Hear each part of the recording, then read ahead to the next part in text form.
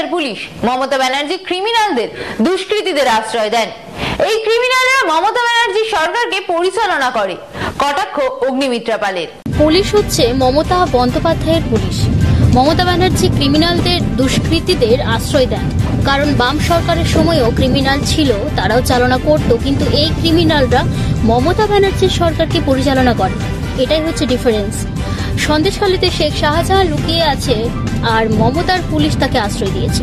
10-12 দিন হয়ে গিয়েছে তারা তাকে ধরছে না। এভাবে আসানসোল দক্ষিণের বিজেপি বিধায়ক অগ্নিমিত্রা পাল মুখ্যমন্ত্রী মমতা বন্দ্যোপাধ্যায় এবং তার সরকারের কড়া সমালোচনা করেন। পাণ্ডবেশ্বর বিধানসভার দুর্গাপুর ফরিদপুর ব্লকে সর্পি গ্রামের আদিবাসী পাড়ায় কয়েকজন আদিবাসীর হাতে বাদ্যযন্ত্র তুলে দেন আসানসোল দক্ষিণের বিজেপি বিধায়ক অগ্নিমিত্রা পাল। এখানে এসে তিনি আরও বলেন, ডিএ আন্দোলনকারীদের সাথে আছে, তাদের দাবি ন্যায্য।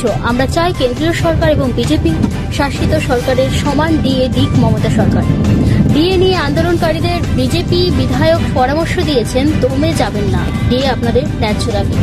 পুলিশ মহলে বদলি হচ্ছে, লোকসভা ভোট উঁকি মারতে শুরু করেছে। এই অবস্থায় পুলিশ মহলে উচ্চ পদস্থ কর্তাদের বদলি দিয়ে বিজেপি বিধায়ক অগ্নিমিত্রা পাল বলেন, আজকে যদি মমতা বন্দ্যোপাধ্যায় এবং তার সরকার কোনো কাজ করতেন তাহলে এভাবে ভোট করাতে হতো না। আসলে তিনি কোনো উন্নয়ন করেননি, তাই নিজের দলদাস পুলিশকে বসিয়ে ভোট করাতে চাচ্ছেন।